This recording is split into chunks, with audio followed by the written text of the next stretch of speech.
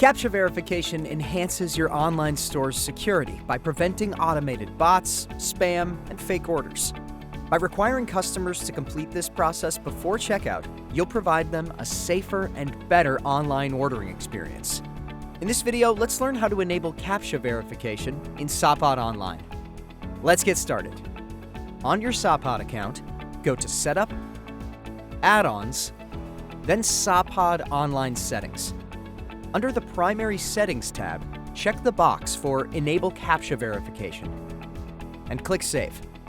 Finally, head over to the Synchronize tab and click Save to make your changes live.